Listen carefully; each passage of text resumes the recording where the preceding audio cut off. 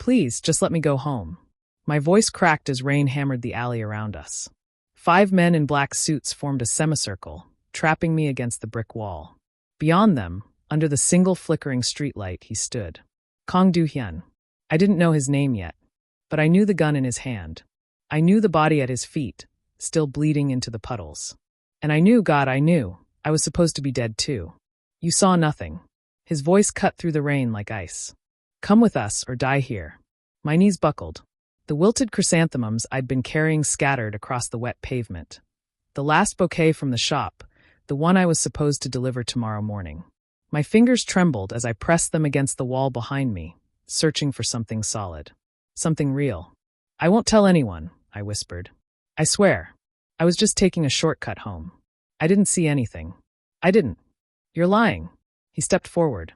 Close enough that I could see his face clearly now, sharp jawline, dark eyes that reflected nothing, black hair plastered to his forehead from the rain. He couldn't have been more than 30. Handsome in a way that made my chest tighten despite the terror flooding my veins. Then his scent hit me. Cedar and smoke. Cold winter mornings. Something darker underneath. Gunpowder and metal and alpha. My body reacted before my mind could catch up. Heat bloomed low in my stomach. My scent glands pulsed at my neck, wrists, releasing something sweet and desperate into the rain-soaked air. Jasmine. Honey. The unmistakable signature of an omega in distress. His pupils dilated. Rubbish. The word came out rough, almost surprised.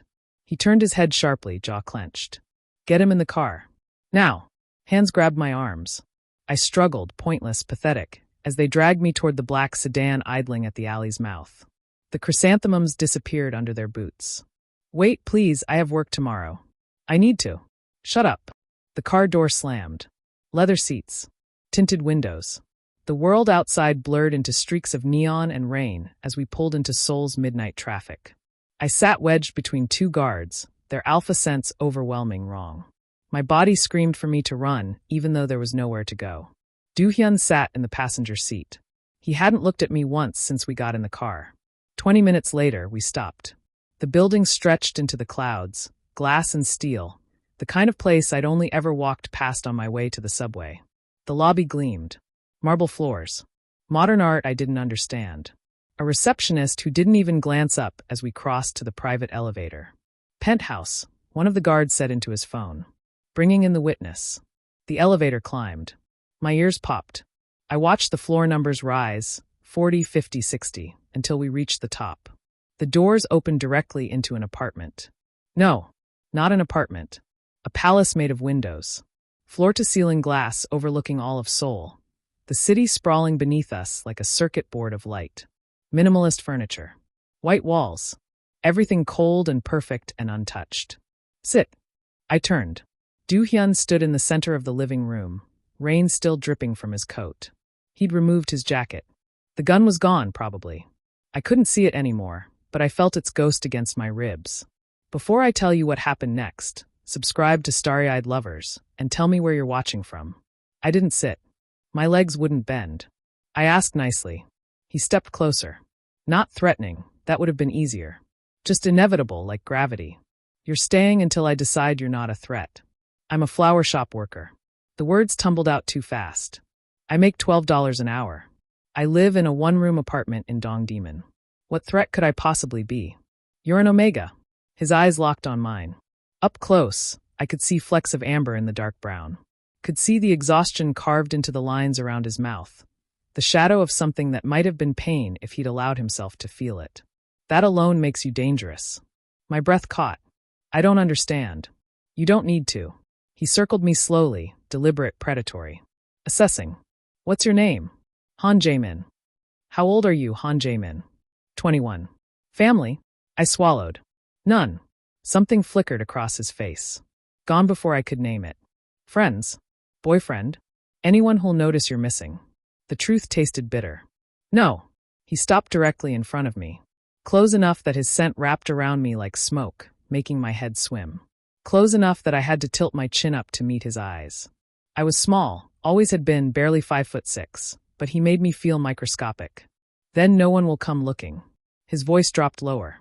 That should make you more afraid than you already are. But it didn't. Because I caught it.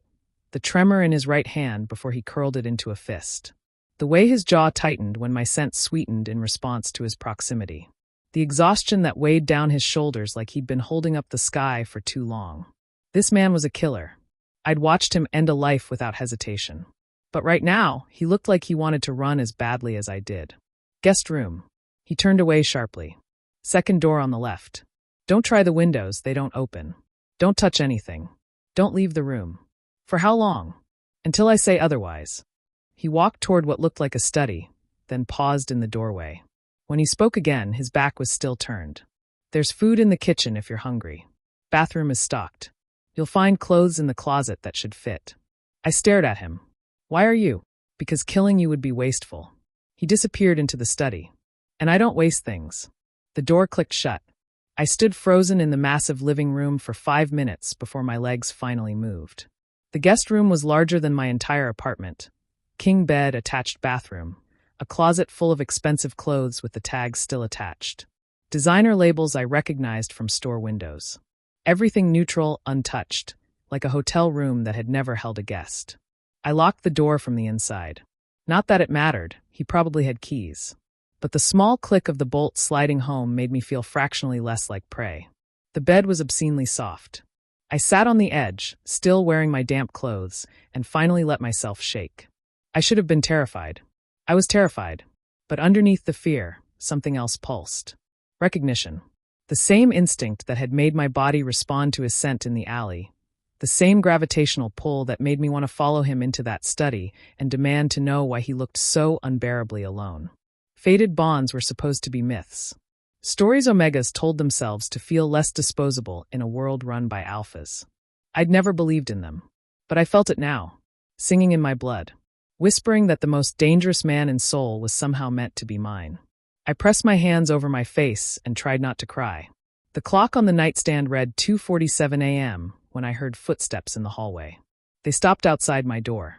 I held my breath, watching the shadow beneath the doorframe. 10 seconds passed. 20. Then the footsteps retreated. I didn't sleep. Dawn broke gray and cold over Seoul. I watched it through the massive window, my forehead pressed against the glass. From this height, the city looked peaceful.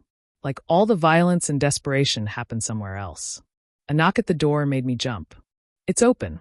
My voice came out hoarse. Do-hyun stepped inside carrying a tray. Coffee. Toast. A perfectly arranged plate of fruit. He set it on the dresser without looking at me. Eat. I'm not hungry. I don't care. Eat anyway. He turned to leave, but I spoke before I could stop myself. Why did you kill that man? His hand froze on the doorknob. For a moment, I thought he wouldn't answer. Then his shoulders dropped, just slightly, like he'd been holding them rigid all night. He betrayed people I'm responsible for protecting. Sold information that got 3 of my men killed. His voice was flat, reciting facts. I gave him a chance to explain. He tried to shoot me instead. So you executed him in an alley. Yes. The simple honesty hit harder than any excuse would have. Does it bother you? I asked quietly. Killing people? Finally, he looked at me. Really looked, like he was trying to solve an equation that didn't make sense. It used to. Something raw flickered in his expression. When I was young. Before I learned better. Learned what? That hesitation gets people killed. That mercy is a luxury. That feelings. He cut himself off, jaw tightening. Eat your breakfast, Han Jae-min. I have work to do. He left before I could respond. I picked at the toast. It was good, better than anything I usually ate. The coffee was perfect. Dark, no sugar, exactly how I liked it even though I'd never told him. The realization made my chest ache. He'd noticed. Somehow, in the chaos of last night, he'd paid attention. I spent the morning exploring the penthouse, carefully, quietly, expecting him to appear and order me back to the room. He didn't. The study door stayed closed. Occasionally, I heard his voice, low and commanding, speaking rapid Korean into a phone. The kitchen was immaculate. Professional-grade appliances that looked unused. I opened the refrigerator and found it fully stocked, fresh vegetables, expensive cuts of meat, ingredients I couldn't afford on a month's salary. But everything was organized like a showroom. Nothing half-eaten or expired. Nothing that suggested someone actually lived here. The living room held no photographs. No personal items. Just expensive furniture arranged with mathematical precision and floor-to-ceiling windows that made me feel exposed even though no one could possibly see this high up. This wasn't a home. It was a fortress disguised as luxury. I was standing by the window, watching the city wake up below, when I heard movement behind me. "You should be in your room." I didn't turn. "You didn't tell me I had to stay there." Do-hyun appeared beside me, close enough that our reflections merged in the glass. He'd changed clothes. Black shirt, sleeves rolled to his elbows. No gun visible, but I knew it was there somewhere. Most people would be too afraid to wander around. I am afraid. The admission came easily. But I've been afraid my whole life. This is just different. He was quiet for a long moment. When he spoke again, his voice had lost some of its edge. "How long have you worked at the flower shop?" 3 years. "Since I was 18. You like it?" The question surprised me. "Sometimes. The flowers are beautiful. The customers are usually kind. My boss pays me under the table, so I don't need proper documentation." Documentation. I finally looked at him. His expression was carefully neutral, but his eyes, those dark, exhausted eyes, held genuine curiosity. I was abandoned at 15. Never finished school. No family register. Officially, Han Jaemin doesn't exist. I smiled without humor. "So when you said no one would come looking, you were right. There's no one to look." Something shifted in his face. Not pity. I would have hated pity. Something closer to recognition. "I'm sorry." The apology stunned me into silence. "For what?" I finally managed. "That you had to see what you saw last night. That you're here against your will." "That." He stopped, muscles tensing like he was physically restraining the words. "You didn't deserve to be pulled into this world. And you did." His laugh was bitter and short. "I was born into it. Choice never mattered." We stood there, side by side, watching Seoul blur beneath the morning fog. My heart pounded so hard I was sure he could hear it. His scent wrapped around me, still cold, still dangerous, but underneath it all, something achingly lonely. "How long are you going to keep me here?" I asked softly. "I don't know." "Are you going to kill me?" "No." "Then what?" "I don't know, Jaemin." My name sounded different in his mouth, careful, like something fragile. "I should. It would be cleaner. Safer." "But He didn't finish. He didn't have to.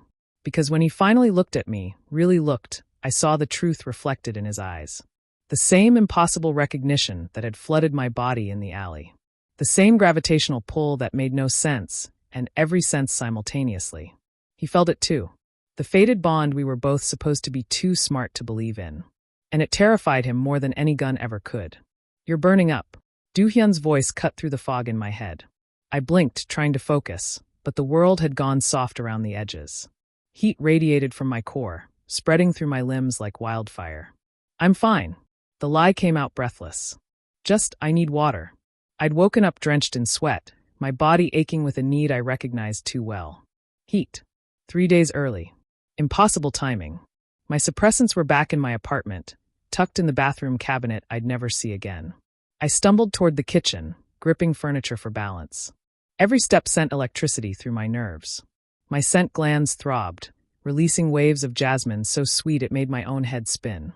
Do-hyun appeared in front of me, blocking my path. "You need to go back to your room." His voice was strained. "Now." "I just need." My knees buckled. He caught me before I hit the floor. The moment his hands touched my waist, my body ignited. A gasp tore from my throat. Half pain, half something far more dangerous. His grip tightened. "Fuck. When did this start?" "This morning. Maybe last night." "I can't." I pressed my forehead against his chest, seeking something cool, something solid. His heartbeat thundered beneath my ear, too fast, matching mine. "I don't have my suppressants." "How long does it usually last?" 3 days. "For sometimes." He went rigid. Then very carefully he lifted me. Carried me like I weighed nothing, long strides eating up the distance to the guest room. He set me on the bed with a gentleness that contradicted everything I knew about him. "Stay here." He moved toward the door, putting distance between us. "I'll call a doctor. Get you medication. Don't leave." The words escaped before I could stop them. Desperate. Humiliating. But true. He froze in the doorway, back turned, shoulders tight with tension. "Jaemin." My name sounded like a warning. "You don't know what you're asking." "I know exactly what I'm asking." I curled onto my side, shaking. "I know it's the bond talking. I know you don't, that we barely. A wave of heat crashed through me, stealing my breath. But I can't do this alone. Not here. Not like this. Silence stretched between us. I counted his breaths. 8, 9, 10. Then he closed the door and locked it from the inside. This is a mistake. He crossed back to the bed slowly, every movement controlled. You understand that? I nodded. I understand. If you change your mind, if you say stop, I will. Immediately. No matter what. Okay. He sat on the edge of the bed. Didn't touch me yet. Just watched with those dark, unreadable eyes. Have you done this before? He asked quietly. With an alpha? No. I've never. Shame heated my cheeks beyond what the heat cycle caused. I couldn't afford suppressants most of the time, so I learned to hide during cycles. Lock myself away. Waited out alone. Something flickered across his face. Anger, maybe. Or pain. That must have been excruciating. It was survivable. Survivable isn't the same as bearable. He reached out slowly, giving me time to pull away, and brushed sweat-soaked hair from my forehead. His touch sent sparks down my spine. You shouldn't have had to endure that alone. I didn't have a choice. You do now. His hand cupped my cheek, thumb tracing my jawline with a tenderness that made my chest ache worse than the heat. I leaned into the touch, starving for it. Tell me what you need, he murmured. You. I need. I grabbed his wrist, pressing his palm against my racing pulse. Please. He exhaled slowly. Then he moved. Not rushed. Not frantic. Careful. Deliberate. He stretched out beside me on the bed, pulled me against his chest, and just held me. One arm wrapped around my waist, the other cradling my head. His scent enveloped me, cedar and smoke and alpha, and my body responded instantly, the ache intensifying and easing simultaneously. Better. His breath ghosted against my temple. Yes. No. I don't. I buried my face in his neck, seeking his scent gland. It hurts. I know. His hand stroked down my spine. Your body is trying to bond. Fighting it makes it worse. Then don't make me fight it. His hand stilled. Jamin. I tilted my head up, meeting his eyes. I know this is crazy. I know we don't know each other. But I felt it the moment I saw you in that alley. My voice dropped to a whisper. Didn't you? For a long moment, he just stared at me. Then his carefully constructed mask cracked. Yes. The admission sounded like a confession. I felt it. That's why I didn't kill you when I should have. Why I brought you here instead of letting my men handle it. Why I've barely slept because every time I close my eyes, I smell jasmine. His hand moved to my neck, fingers gentle against my scent gland. I shuddered. This terrifies me, he continued, voice raw. I don't do this. I don't feel things. My father made sure of that. But you, his thumb pressed against my pulse point. You walked into my world, and everything I learned to bury came clawing back up. Then let it. I pressed closer, eliminating the space between us. Stop fighting it. Just for tonight. If we do this, if I bond with you, there's no going back. I don't want to go back. Something snapped in his control. I saw it happen, the moment he stopped resisting. His eyes darkened. His grip tightened. And when he kissed me, it wasn't gentle. It was claiming. His mouth moved against mine with desperate precision, swallowing my gasp. One hand tangled in my hair, angling my head exactly where he wanted it. The other slid under my shirt, palm burning against my overheated skin. I melted into him. Open for him. Let him take whatever he needed because I needed it just as badly. When he finally pulled back, we were both breathing hard. Last chance, he said against my lips. Tell me to stop. I answered by pulling him back down.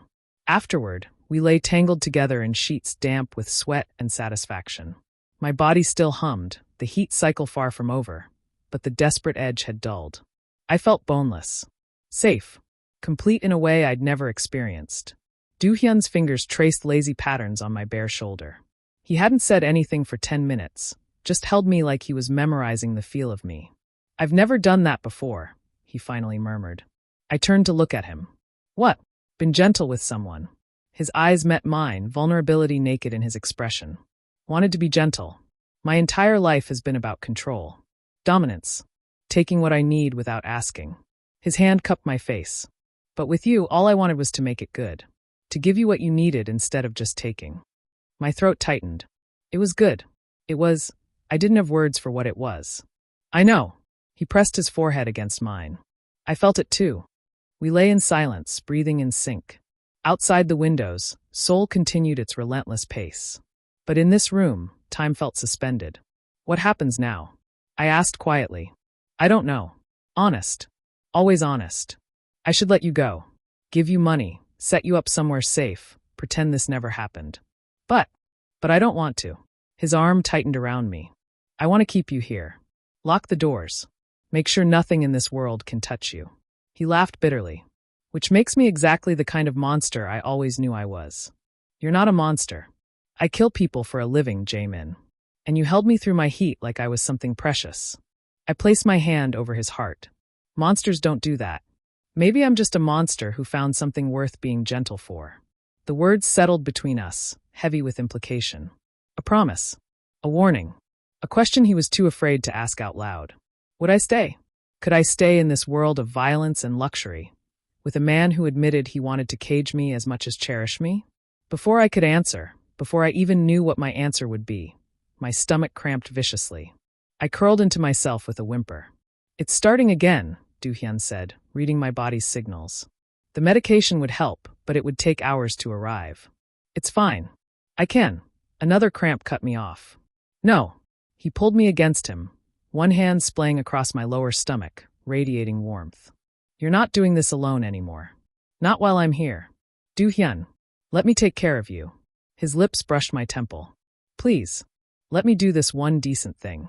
So I did. 3 days blurred together. Heat and relief. Pain and pleasure. Do-hyun barely left the room except to bring food and water. He canceled meetings. Ignored phone calls. The dangerous Mafia boss disappeared, replaced by someone patient and attentive who learned my body like scripture. On the 4th morning, I woke clear-headed. The fever had broken. My body felt wrung out, but finally my own again. Do-hyun was already awake, sitting against the headboard, watching me with an expression I couldn't read. It's over, I said softly. Yes. You should probably let me go now. I should. Neither of us moved. Jaemin. He reached out, tucking a strand of hair behind my ear. If you stay, I can't promise you normal. I can't promise you safe. My world is violent and complicated, and the people in it would use you against me without hesitation. I know. But if you stay, his hand moved to my neck, thumb pressing against the fresh bonding mark he'd left on my scent gland. I will protect you with everything I have. I will give you anything you want. And I will never let you feel alone or abandoned again. My heart clenched. That's a big promise from someone who doesn't do feelings. You changed that. Simple. Devastating. You changed everything. I sat up slowly, the sheet pooling around my waist. My own hand moved to his neck, finding the matching mark I'd left in the throes of heat. What if I want more than protection? I asked. What if I want partnership? Equality? What if I don't want to be the Omega locked in the penthouse while you run an empire? Surprise flickered across his face. Then something that might have been respect. Then we figure it out together. He pulled me into his lap, arms secure around me. I've never done equal partnership. Never thought I was capable of it. But I've never bonded with someone before either, and somehow we managed that. We did. I pressed my palm against his chest, feeling his heartbeat. Do-hyun, I don't have anything. No family, no money, no education. What could I possibly offer you? Everything I've been missing. His forehead pressed against mine. Purpose. Warmth. A reason to be something other than my father's weapon. His voice dropped. You make me want to be human again. Would you risk everything for someone you barely know? Subscribe to Starry-Eyed Lovers, and comment where you're watching from. The words hung between us. I thought about my tiny apartment, my minimum wage job, my invisible existence where no one knew or cared if I lived or died. And I thought about these 3 days. The way he'd held me through pain. The soft words in Korean he'd whispered when he thought I was sleeping. The vulnerability in his eyes when he admitted he'd never been gentle before. Okay, I said. Okay, I'll stay, but on one condition. His eyebrows rose. You're negotiating with me? You said partnership. So yes. I met his eyes steadily. I want to know everything. Your world, your business, the danger I'm walking into. No secrets. No protecting me by keeping me ignorant. For a moment, I thought he'd refuse. Then slowly, a genuine smile crossed his face, the first real smile I'd seen from him. Deal. He kissed me, soft and sweet and full of promise. When he pulled back, his expression had shifted to something more serious. There's something you should know. About what happened between us. My stomach dropped. What? Bonding during heat, especially a first heat with an alpha, has a high probability of conception. His hand moved to my stomach, resting there gently. We should get you tested.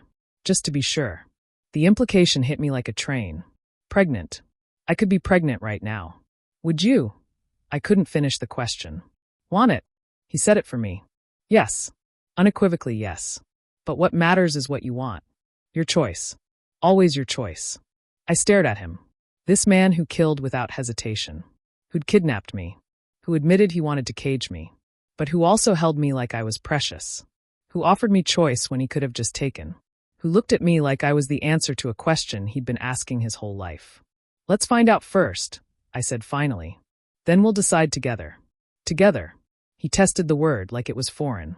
Then he smiled again. I like that. He stood, pulling me with him, and for the first time in 4 days, I left the bedroom. The penthouse felt different in daylight. Less like a prison. More like a possibility. Do-hyun made breakfast. Burnt eggs and slightly charred toast that he presented with more pride than the meal deserved. I ate every bite, watching him move around the kitchen with endearing incompetence. You're terrible at this, I observed. I've had private chefs my entire life. This is my first time actually cooking. It shows. He pointed the spatula at me. You're supposed to be grateful, not critical. I can be both. His laugh was surprised and genuine. It transformed his face, made him look younger. Less like the frost wolf, and more like just Do-hyun. I could get used to this. The thought should have terrified me. Instead, it felt like coming home. My phone, which had been dead for days, suddenly buzzed on the counter. Do-hyun had charged it at some point. Messages flooded in. 12 missed calls from my boss. Texts asking where I was. If I was okay. If I was coming back. Reality crashed back in. I need to quit my job, I said quietly. Officially. My boss was kind to me. She deserves better than me just disappearing. Do-hyun nodded. I'll have someone collect your things from your apartment. Anything you want to keep. Not really. I didn't have much. I looked down at the phone. Can I go see her? Just to say goodbye properly. His jaw tightened. It's not safe. Please. Just for an hour. I'll take guards if you want. But I can't just vanish from her life without explanation. He studied me for a long moment. Then sighed. Fine. But I'm coming with you. Deal. We left an hour later. Do-hyun insisted I wear new clothes, designer pieces from the closet that fit perfectly. He'd apparently had my size the entire time. 2 guards followed at a distance as we walked into the small flower shop in Dongdaemun. Mrs. Kim looked up from the counter, relief washing over her face. Jaemin, thank God. I was so worried. She stopped, eyes landing on Do-hyun. Her expression shifted, recognition and fear flickering simultaneously. Oh, I came to say goodbye, I said softly. And thank you. For everything. She came around the counter slowly, eyes never leaving Do-hyun. Is this your choice? I glanced at him. He stood silent, letting me handle this my way. Yes, I said. It's my choice. She looked between us, then sighed. You be careful, Jaemin, men like him. She shook her head. Just be careful. I will. She hugged me quickly, pressed an envelope into my hand. Your last paycheck. Plus a little extra. Mrs. Kim. Take it. Buy yourself something nice. She pulled back, eyes shining. You were a good worker. The flowers always looked prettier when you arranged them. I thanked her, throat tight, and we left. On the walk back to the car, Do-hyun was quiet. She recognized you, I said. Most people in Seoul do. At least, most people who pay attention to certain things. She was afraid for me. She should be. He stopped, turning to face me fully. Jaemin, I need you to understand. My world isn't kind. The people in it will see you as a weakness. As leverage. If they find out we're bonded, then we'll deal with it. I took his hand. Together. Remember? He stared at our joined hands like they were a miracle. Yeah, he said finally. Together. We drove back to the penthouse in comfortable silence. My hand stayed in his the entire way. When we arrived, his phone rang. He glanced at the screen, expression darkening. I have to take this. He stepped away, voice dropping to cold business tones. I watched him shift back into the frost wolf, posture straightening, face shuddering, every trace of the gentle man from this morning disappearing. This was my future. This duality. This danger. And somehow, I wasn't afraid anymore. He ended the call, came back to me. I have a meeting tonight. Business. It'll run late. Okay. You'll stay here? Lock the doors. Don't answer for anyone except my guards. Yes. He kissed my forehead. I'll be back by midnight. If anything feels wrong, anything at all, you call this number. He pressed a card into my hand. Direct line to my second-in-command. He'll send people immediately. Do-hyun. Promise me. I promise. He left reluctantly, looking back twice. I spent the evening exploring the penthouse properly. Found books in languages I couldn't read. Art worth more than I'd make in a lifetime. A home gym. An office with multiple locks. And in his bedroom, which I'd avoided until now, I found something that made my chest tighten. A photo. Small, tucked in a drawer. A young Do-hyun, maybe 8 years old, smiling at the camera. A woman's hand rested on his shoulder, cut off at the frame's edge. His mother, maybe. The boy in the photo looked nothing like the man I'd bonded with. His eyes were bright. Unguarded. Full of hope. What had happened to put out that light? I was still holding the photo when my phone buzzed. Unknown number. My thumb hovered over the screen. Then I opened it. The message was simple. Devastating. Ask him about his father's plan for rare omega bloodlines. Ask him why he really kept you alive. Below it, a photo. Of me. Leaving the flower shop. 3 months ago. Long before the night in the alley. Explain this. I thrust my phone toward Do-hyun the moment he walked through the door. Midnight. He'd promised midnight, and here he was, shedding his coat, guard lowering at the sight of me. Until he saw the screen. His face went carefully blank. The frost wolf snapping back into place. Where did you get this? Does it matter? My voice shook. You've been watching me. For months. That night in the alley wasn't random, was it? You knew exactly who I was. What I was. He set his coat down slowly. Deliberately. Buying time. Jaemin, don't. I stepped back when he moved closer. Don't lie to me. We made a deal. No secrets. So tell me the truth. Why did you really keep me alive? The silence stretched. Outside the windows, Seoul glittered, oblivious to my world cracking open. My father, he finally said. He has people who track rare omega bloodlines. Genetic markers that make certain omegas more valuable for... He stopped, jaw clenching. For what? Breeding. The word landed like a slap. I wrapped my arms around myself, suddenly cold despite the heated apartment. 3 months ago, you appeared on his radar. Rare fertility gene. No family. No protection. Perfect target. Do-hyun's voice was flat, reciting facts like they didn't gut him. He wanted you acquired. Tested. If you were viable, you'd be matched with an alpha of his choosing. And you volunteered? No. His eyes met mine, raw with something that looked like pain. I refused. Told him it was beneath us. That we weren't in the business of trafficking omegas. But you still had me followed. Yes. He took a step closer. I didn't back away this time. Because I knew if I didn't keep tabs on you, someone else would. Someone who'd follow my father's orders without question. So that night, the alley was supposed to be routine surveillance. Making sure you got home safe. Then the deal went wrong and you... His hand lifted like he wanted to touch me, then fell. You saw me. Smelled me. And I felt the bond snap into place, and everything I'd been trying to prevent became inevitable. I stared at him. You could have told me. Before we bonded. Before. Would you have believed me? Would you have trusted that I was trying to protect you, not trap you? His voice roughened. I'm a monster, Jaemin. You said I wasn't, but you were wrong. I kept you in the dark because I was terrified you'd run if you knew the truth. I deserved the choice. I know. He closed the distance between us, stopping just within reach. I know, and I'm sorry. I'm so fucking sorry. But if I'd let you go that night, my father would have found you within a week. And what he would have done, his hands curled into fists. I couldn't let that happen. So you trapped me instead.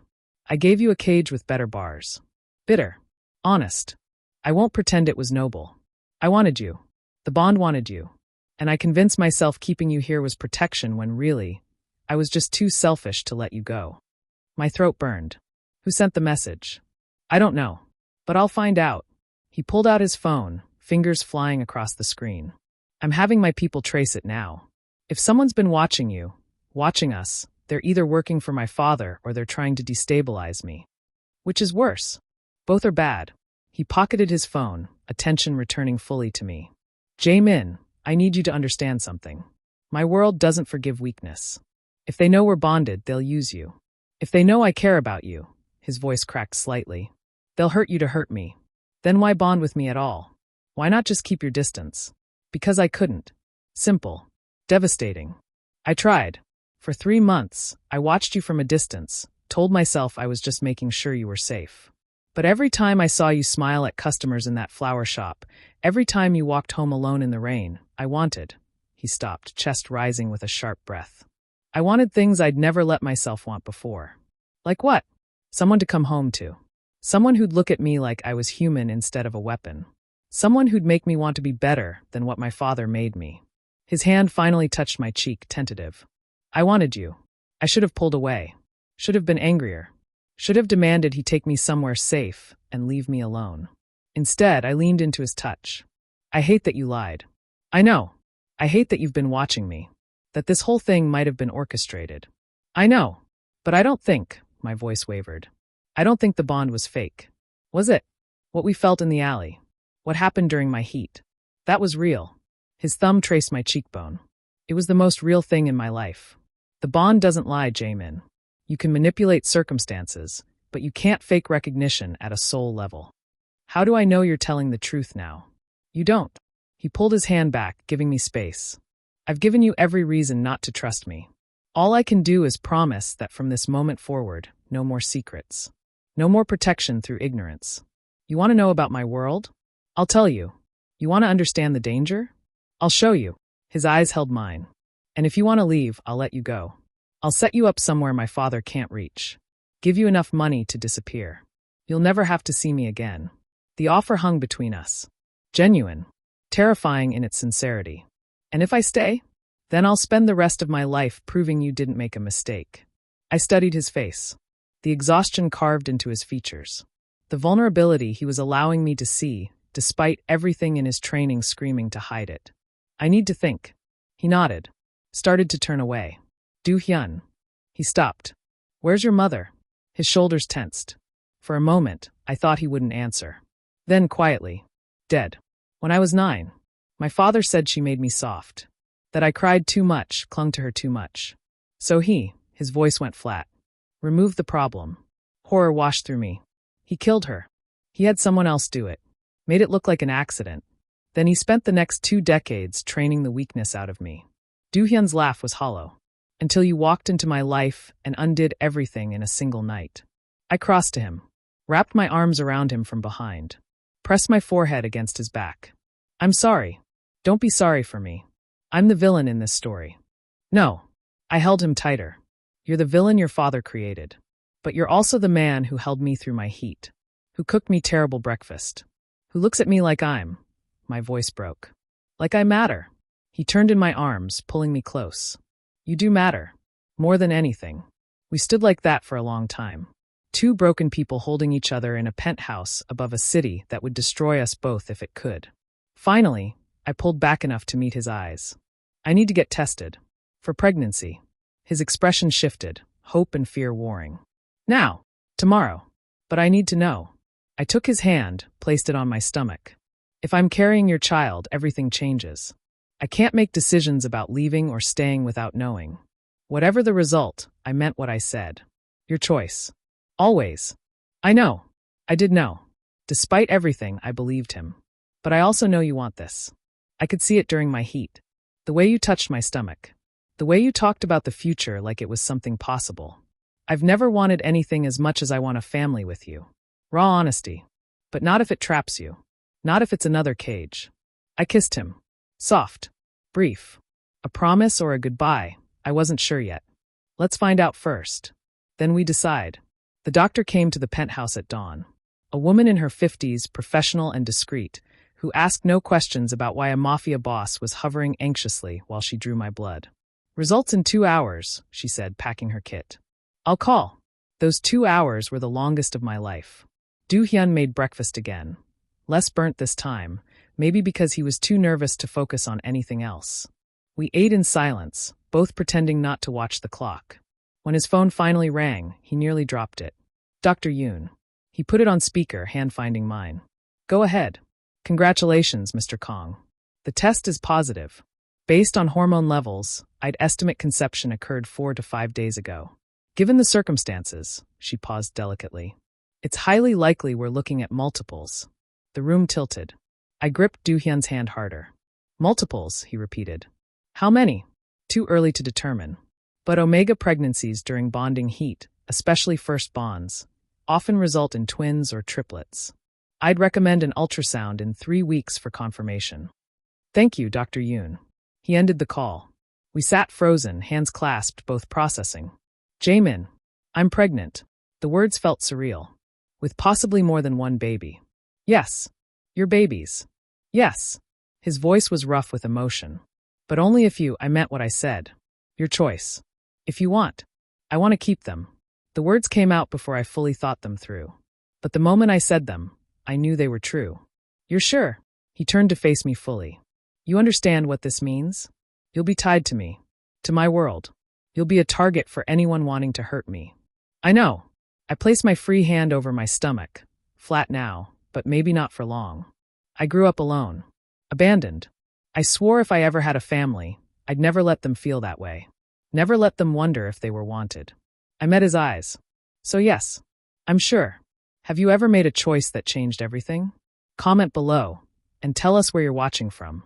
Something broke in his expression. Joy. Terror. Wonder. He pulled me into his lap, arms tight around me, face buried in my neck. Thank you. Whispered against my skin. Thank you. I held him back, feeling his heartbeat race against my chest. We're really doing this. We're really doing this. He pulled back, hands framing my face. I promise you, I will protect you. Both of you. All of you if it's multiples. Nothing will touch you. No one will hurt you. I'll dismantle my father's entire empire before I let him anywhere near our family. Our family. I tested the words. They felt right. Impossible and right. Do-hyun, I need you to promise me something else. Anything. Don't shut me out.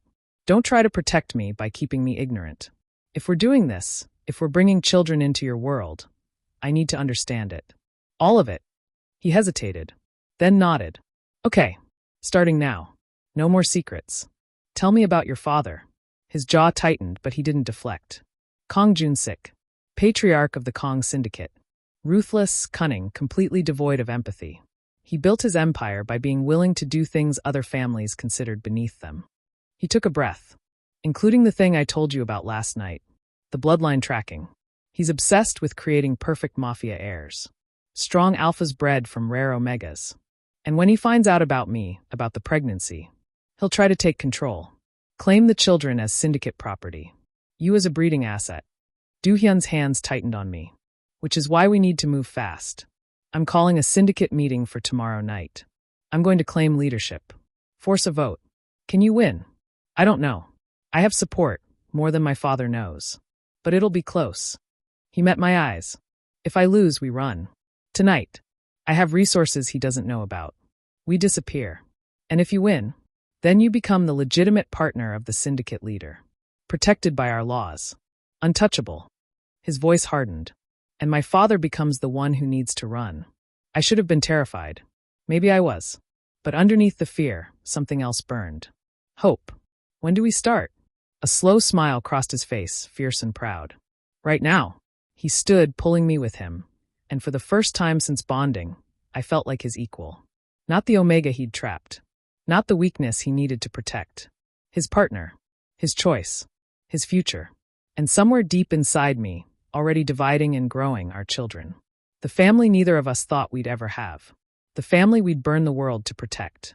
Do-hyun's phone buzzed. He glanced at it, expression darkening. What?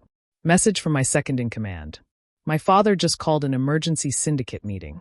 He looked up, eyes hard. For tonight. Someone told him about you. How? I don't know. But it means we're out of time. He pulled me closer, voice dropping. Jaemin, everything is about to get very dangerous very fast. If you want to run, tell me now. I'll get you out. Somewhere safe. Somewhere he can't reach. I thought about the flower shop. My tiny apartment. My invisible life. Then I thought about Do-hyun holding me through my heat. Whispering promises in the dark.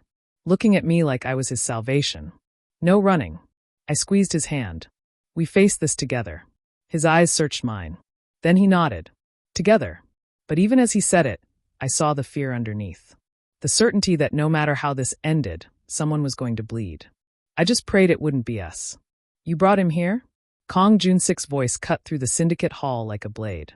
20 elders sat around the massive table, all eyes turning to where I stood beside Do-hyun. I fought the urge to step behind him, to hide from the weight of their stares. Do-hyun's hand found mine. Steady. Grounding. I brought my bonded partner, he corrected, voice cold and clear. As is my right. Jun-sik stood at the head of the table, impeccably dressed, silver hair swept back. He looked nothing like Do-hyun, too refined, too controlled, empty behind the eyes. He smiled, and it was worse than a threat. You're right. He laughed softly. You think bonding with an unauthorized Omega gives you rights? You think spreading your seed into a breeding asset makes you anything other than a fool? I felt Do-hyun tense beside me. His scent sharpened, aggressive, protective. Careful, father. That's my partner you're speaking about. Partner. Jun-sik walked around the table slowly, assessing me like livestock. Tell me, boy, do you know what you're carrying? Do you understand the genetic value of what's growing inside you? My hand moved instinctively to my stomach. Do-hyun shifted, placing himself partially between us. He's not carrying anything yet, Do-hyun said evenly. And even if he were, that's none of your concern. Everything in this family is my concern. Jun-sik stopped 5 feet away. Especially when my son steals Syndicate property. He's not property. Isn't he? Jun-sik's eyes locked on mine.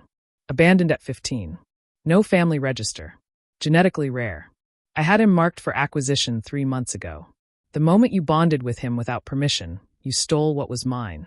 The room went silent. I felt every eye on me, calculating my worth like the flowers I used to arrange. Valuable only for what could be extracted. I'm not anyone's property. My voice came out steadier than I felt. Not yours. Not even his. I squeezed Do-hyun's hand. I'm here by choice. Jun-sik smiled wider. Choice. How charming. Tell me, did my son explain that he'd been watching you for months before that convenient night in the alley? Did he mention that every moment of your courtship was orchestrated? He told me everything. Not quite true, but close enough. And I chose to stay anyway. Then you're as much a fool as he is. Jun-sik turned to the assembled elders. I call for an immediate vote. My son has violated Syndicate protocol by bonding without approval. The Omega and any potential offspring belong to the family, not to one individual. I move that they be placed under Syndicate control, with breeding rights distributed according to bloodline value.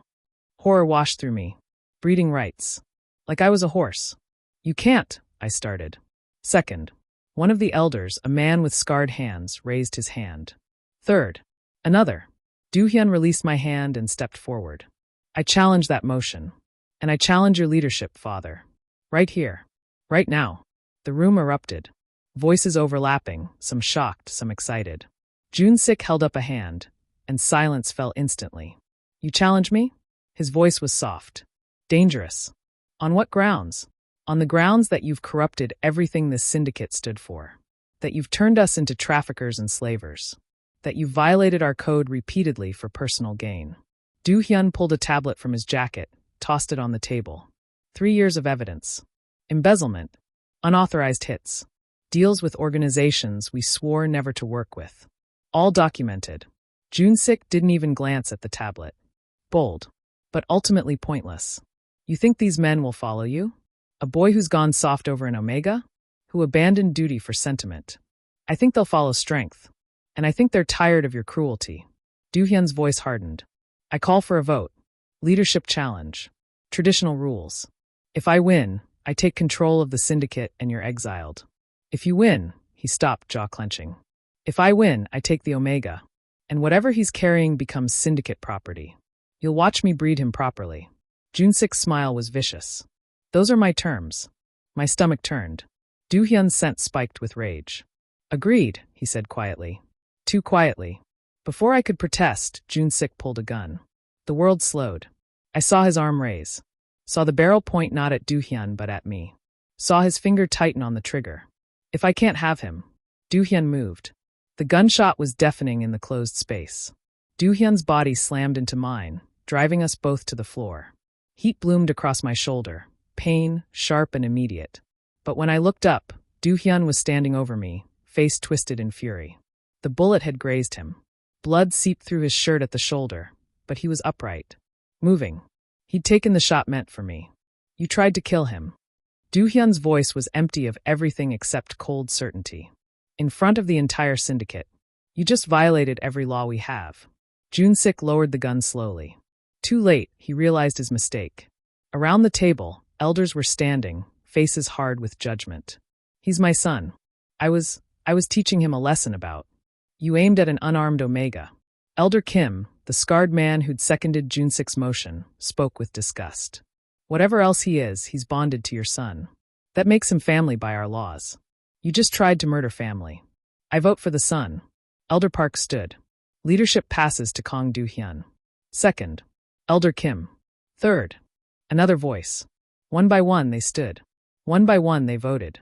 Not because they loved Do-hyun. Not because they believed in reform. But because Jun-sik had shown weakness. Had acted out of emotion instead of calculation. Had broken the code in front of everyone. In the syndicate, weakness was death. The final count was 15-5. Do-hyun had won. Jun-sik stared at his son with something that might have been pride if it hadn't been so twisted with hatred. You think you've won. But you're weak now. Soft. That Omega will destroy you from the inside. He turned to me, gun still in hand. And when he does, I'll be waiting. You're exiled. Do-hyun's voice was absolute. Effective immediately. You have 24 hours to leave Seoul. If you're found within city limits after that, the kill order is open to any syndicate member. You'd kill your own father? You killed my mother. Why would I show you more mercy than you showed her? The words hung in the air, brutal and final. Jun-sik's mask finally cracked, revealing the rage beneath. You'll regret this. Both of you. He walked out. 2 guards followed, the only one still loyal. The door slammed behind them. I was still on the floor, shoulder throbbing, watching Do-hyun command the room with a certainty I'd never seen before. This wasn't the man who made me burnt breakfast. This was the leader his father had tried to create, strong, ruthless, absolute. But when he turned to me, when he knelt beside me and his hands trembled as they checked my shoulder, I saw the other side too. You're hurt. It's just a graze. You took most of it. I should have moved faster. I should have, his voice cracked. Jae-min, I almost lost you. But you didn't. I touched his face, making him look at me. We're okay. We're both okay. Around us, elders were filing out, giving us space. Elder Kim paused at the door. Your first meeting as patriarch is in 3 days. Be ready. They'll test you. He glanced at me. And protect that one. If what Jun-sik said is true about his genetics, others will try what he couldn't finish. Then we were alone in the syndicate hall. Just us and the blood on the floor and the weight of what had just happened. Do-hyun helped me stand. His shoulder was bleeding worse than mine, but he wouldn't let me look at it until we reached the car. The drive back to the penthouse was silent. His hand never left mine. Dr. Yoon arrived within an hour. She cleaned and bandaged both our wounds without comment, then insisted on checking for pregnancy complications. Stress isn't ideal, but the embryo is still very early. Everything looks normal. She packed her kit, expression professional but kind. Try to avoid gunfights for the next 8 months, After she left, Do-hyun finally let himself collapse onto the couch. I sat beside him, both of us wrapped in bandages and exhaustion. I'm patriarch now. He said it like he didn't quite believe it. I actually did it. You did. My father's alive. Exiled, but alive. He'll come back. He'll try. Then we'll handle it. I leaned against his good shoulder. Together. Remember? He pulled me closer, careful of our injuries. I could have lost you today. Lost both of you if, his voice roughened. I've never been that afraid in my life. But you moved. You took the bullet. I'd take 100 bullets for you. The words settled between us, heavy with truth. I tilted my head up, meeting his eyes. Do-hyun, I need to tell you something. What? I was terrified today. Watching your father point that gun, realizing he'd actually kill me just to hurt you. Understanding that I gestured vaguely at the penthouse, the life we were building. This will always be dangerous. Always be a fight. His expression shuddered. If you want to leave. I'm not finished. I took his hand, placed it on my stomach. I was terrified, but I wasn't sorry, because in that moment I realized something. I'd rather fight beside you than be safe anywhere else. His breath caught. Jae-min, I love you. The words came easily, naturally. I know it's fast. I know it's complicated. But I love you. The man who makes terrible breakfast and watches over me while I sleep and took a bullet without hesitation. I love all of it. For a moment, he just stared at me. Then his eyes closed, like the words hurt as much as they healed. I don't deserve you. Probably not. I smiled. But you're stuck with me anyway. He kissed me. Gentle despite the violence of the day. Sweet despite the blood we'd both shed. When he pulled back, his eyes were wet. I love you too. I didn't think I was capable of it. Didn't think my father left me enough humanity for it. But then you walked into my life and, he pressed his forehead to mine. You make me want to be better. Do better. Build something that isn't soaked in blood. Can you? Really reform the Syndicate? I don't know. But I'll try. For you. For. His hands spread across my stomach. For them. We sat like that for a long time, holding each other, letting the reality of what we'd survived sink in. Finally, I spoke again. What happens now? Now! He pulled back, meeting my eyes. Now we build a life. I reform what I can. Protect you with everything I have. Wait for our children to arrive. His smile was small but genuine. And maybe I learned to actually cook something edible. I laughed despite everything. That last one might be the hardest. Probably. He stood, pulling me with him. Come on. You need rest. We both do. He led me to the bedroom. Our bedroom now, not just his. As we settled under the covers, wrapped in each other despite our bandages, I felt something I'd never expected to feel again. Safe. Not because the danger was gone. My shoulder throbbed, reminding me it wasn't. Junsik was still out there. Other threats would emerge. But I was safe because I wasn't alone anymore. Have you ever found home in the most unexpected place? Share your story in the comments, and tell us where you're watching from.